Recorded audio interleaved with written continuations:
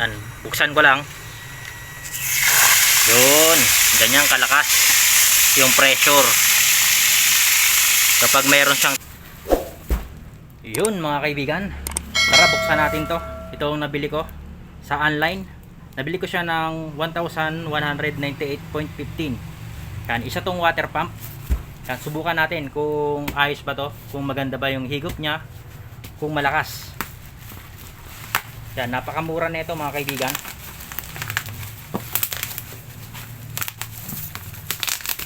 Yan, Mitsubishi yung kanyang brand. Yan, water pump. Yan, kulay red yung kanyang kulay. Yan, 220 volt. Yan, 0.5 horsepower.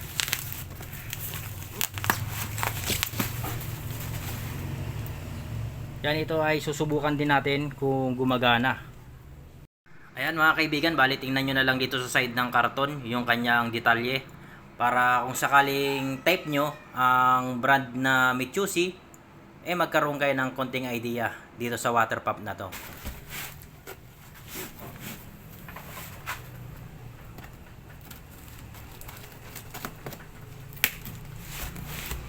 Ito mga kaibigan, pwede kayong bumili nito dun sa online, sa Lazada, sa Shopee. Yan, mayroon ganito doon.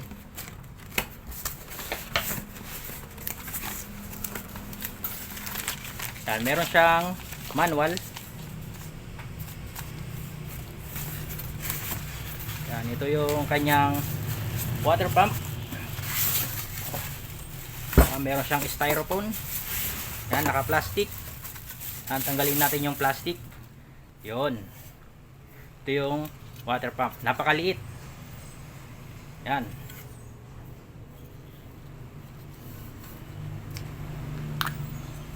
Yun. 1 inch yung size. Pati dito, 1 inch din.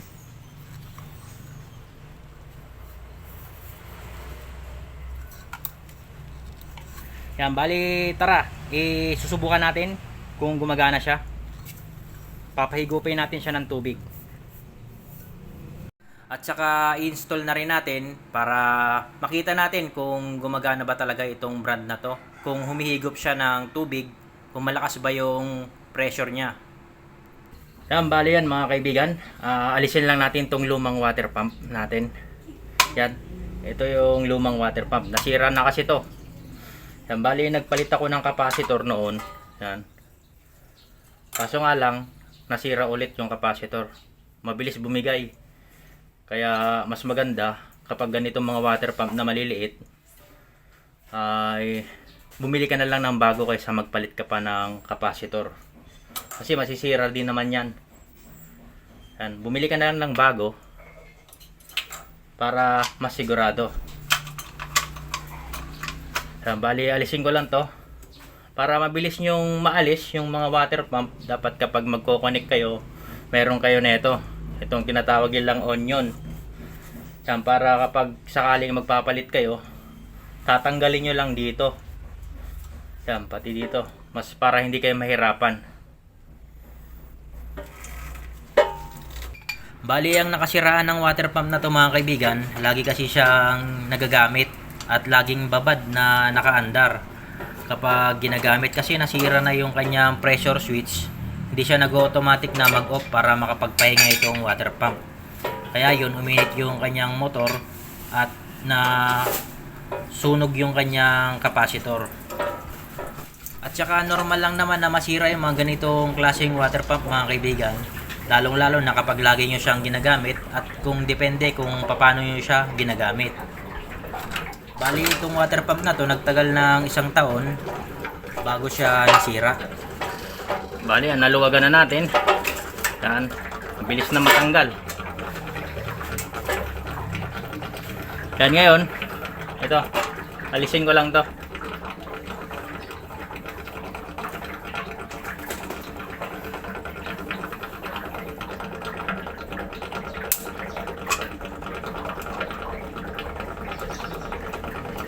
Yan, bali, putulin ko na lang.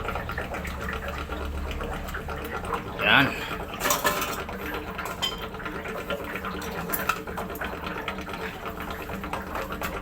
alisin natin to. Bali ito naluwagan ko na, kaya kakamayin ko na lang. Yan, alisin ko lang to para ilipat dito sa ating water pump na Mitsubishi. Yan, ito kasing dating water pump ay made in China. Yan o. Pero okay naman siya. Yan, ito kasing Mitsubishi mga kaibigan, made in Japan to. Yan, Mitsubishi. Yan, susubukan ko to kung maganda, kung magtatagal din siya. Yan, sana lang magtagal. Yan, Mitsubishi brand. Yan, panoorin nyo itong video na to mga kaibigan para kung sakasakaling gusto nyong bumili ng ganitong water pump, eh magkaroon kayo ng idea tungkol dito sa water pump na to. Kasi hindi sapat yung mga review lang dun sa mga pagbibila nyo, yung mga nakikita yung mga review, mga comment nila. Hindi sapat yun, mas maganda pa rin kung napapanood nyo na talaga.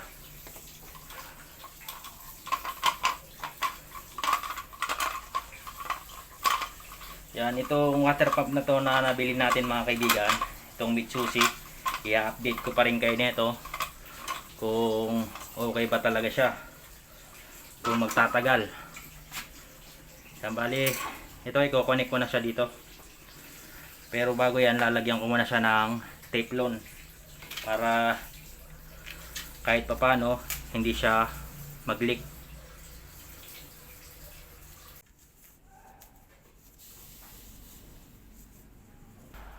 Ayan mga kaibigan, ay okay na. At ito nga pala mga kaibigan, sa mga hindi nakakalam, ito nga pala, ito may thread yan. Ang tawag nila dito ay male adapter. Yan, ito yung kinokonek dito. Yan, 1 inch yung size niya. At ito ay PVC na 1 inch din. At ito yung sinabi ko kanina na onion. Yan, para hindi tayo mahirapan kapag magpapalit tayo ng water pump. Tinatanggal na lang yan. At ito yung ano niya, yung kasama niyan. Ayan.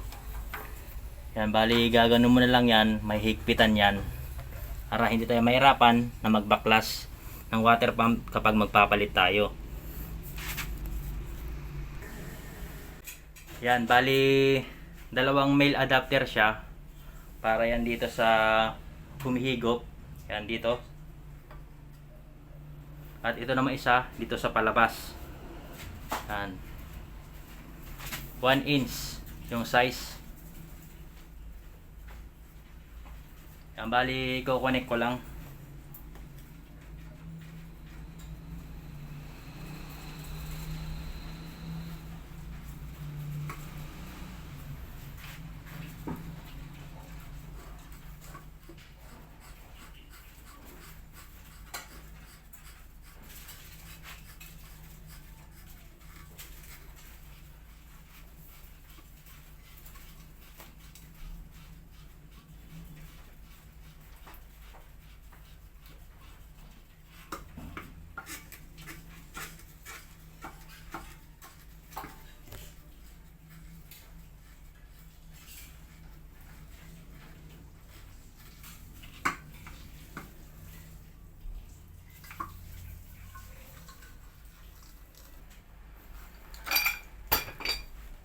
Ayan mga kaibigan, bali okay na. Naigpitan ko na.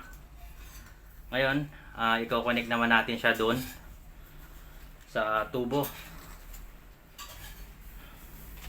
para matesting na natin kung gumagana siya.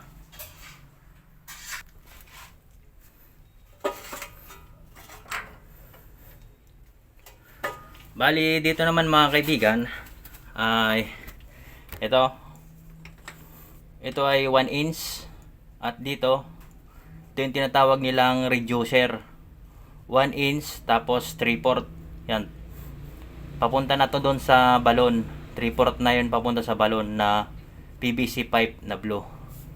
Pati dito sa taas yan, 1 inch tapos 3/4 na reducer. Yan, tapos elbow, tapos papunta na dito.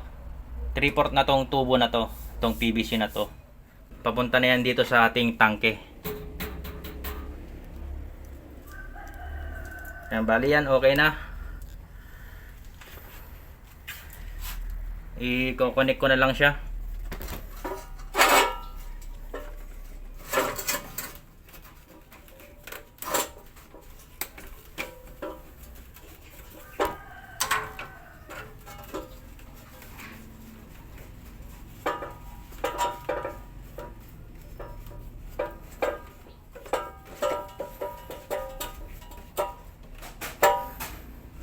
Yan, dito naman sa taas.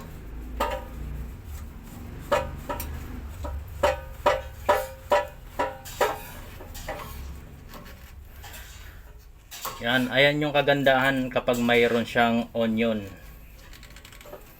Yan, ito. Para mas mabilis na baklasin itong water pump kapag nagkaroon ng problema. Mabilis mo lang siya maalis. Yan, bali okay na. Higpitan ko na lang to, itong onion. Ngayon, i-connect naman natin tong wire. Yan, bali may 3 wire itong water pump natin.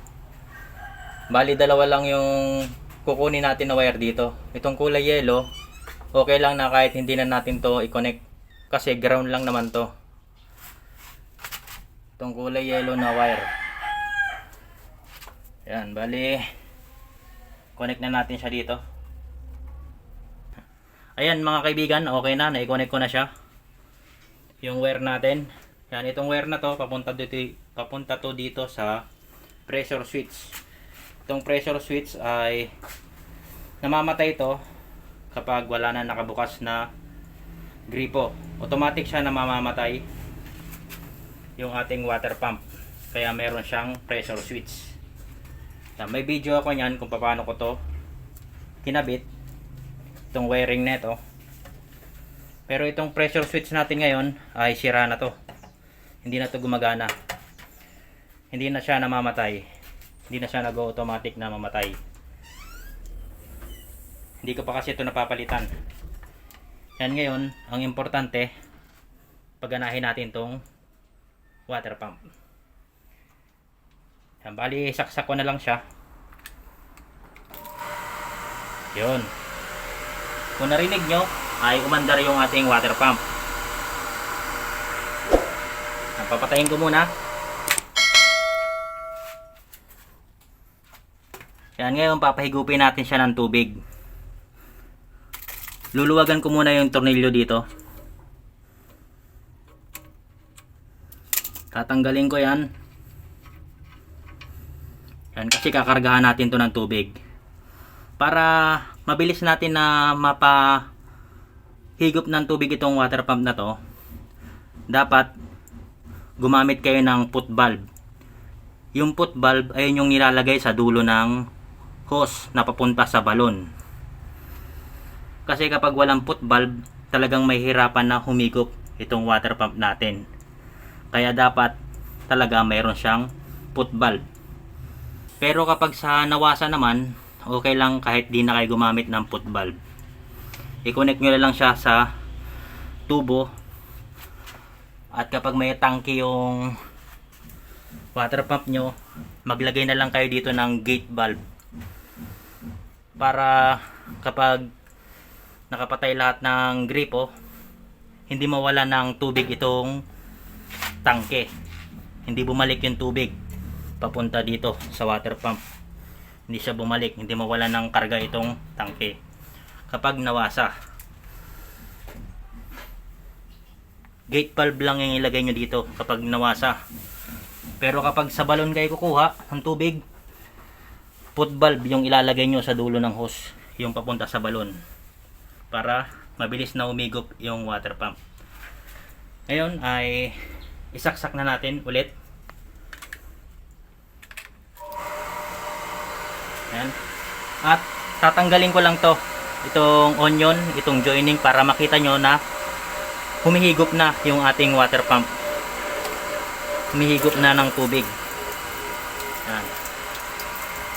Bali, tinanggal ko lang. Ngayon ay kakargahan ko ng tubig itong itong water pump natin dito sa may butas na to. Kakargahan ko lang siya ng tubig para matulungan yung ating pump na umakyat ng tubig.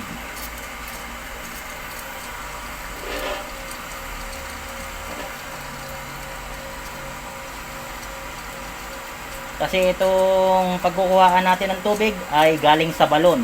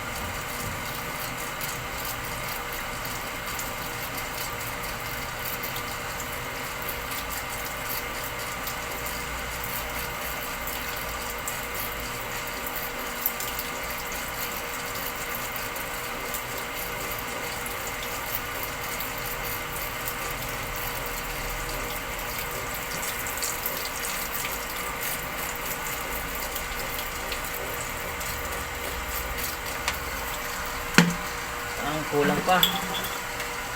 Lagyan pa natin ng tubig.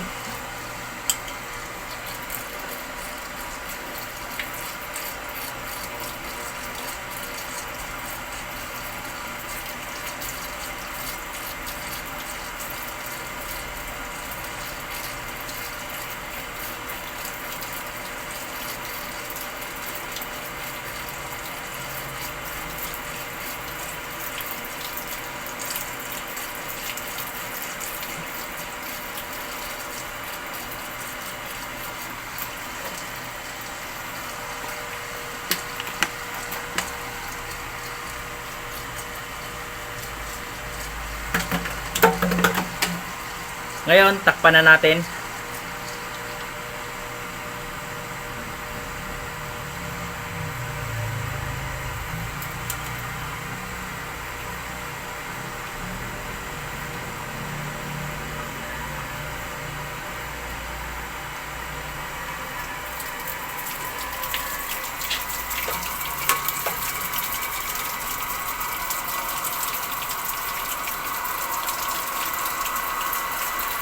Ngayon, tingnan nyo mga kaibigan, humihigop na yung water pump natin ng tubig. Ayan. Ayan, tubig.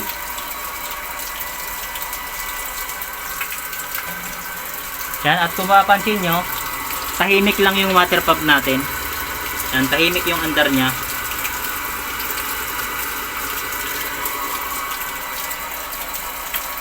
Ayan, kinargahan ko lang siya ng 3 tubig. And kasi may karga naman na dati yung yung tubo na papunta dun sa balon. Yan. Bali ganyan yung higop niya. Yung lakas ng tubig. Yan.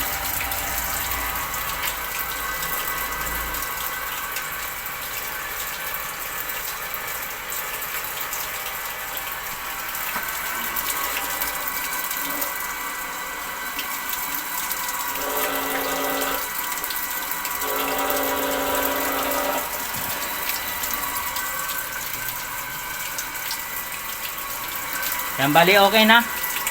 Ikakabit ko na lang to dito para makargahan na yung tangke natin. Yan, itong tangke.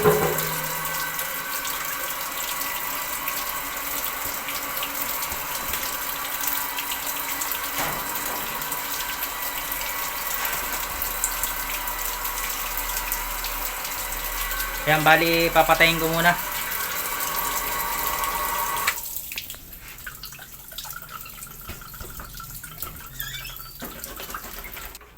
Bali kukunik ko lang to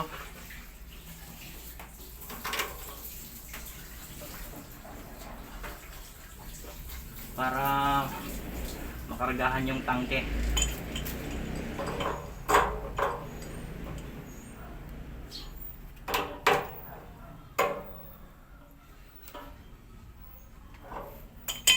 Yan, bali okay na. Ayun, saksak na natin.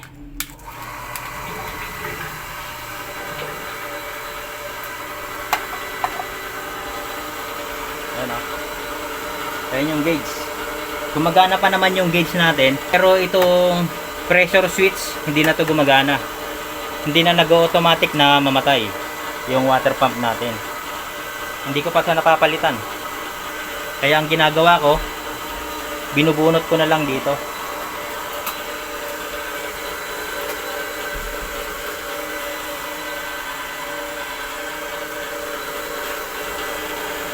Hintayin lang natin na magkarga.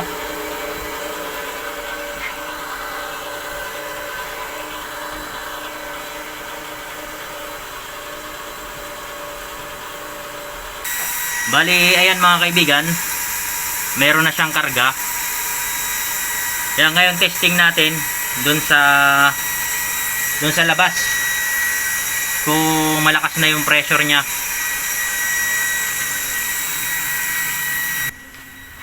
Yan, bali dito, yan, bubuksan ko lang to. Ito yung galing dun sa tangke. Ito, yan. Yan yung tangke natin. Yan, buksan ko lang. Yun, ganyan kalakas yung pressure kapag mayroon siyang tangke. Ano?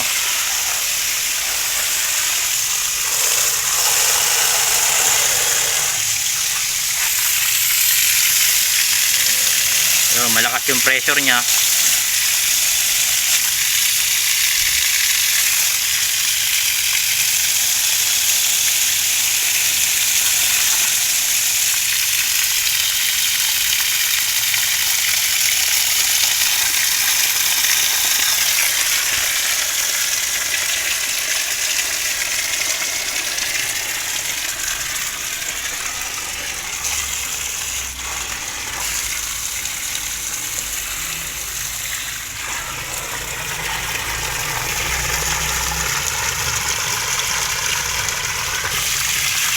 Yun, ayos, okay.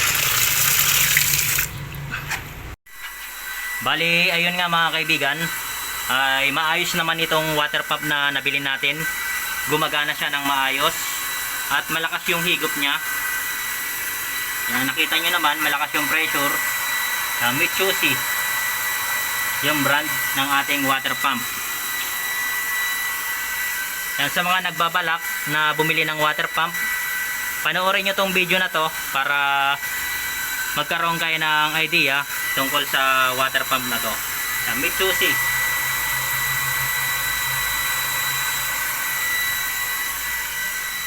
Yun, bale hanggang dito na lang ang video natin mga kaibigan. Sana nagkaroon kayo ng idea. At kung nagustuhan nyo, pakitapik naman yung like. At kung hindi ka pa nakakapag-subscribe sa ating munting channel, ay pakisubscribe lang dahil malaking bagay na yan para sa akin. Maraming salamat sa inyong panonood. Hanggang sa muli. God bless and ride safe.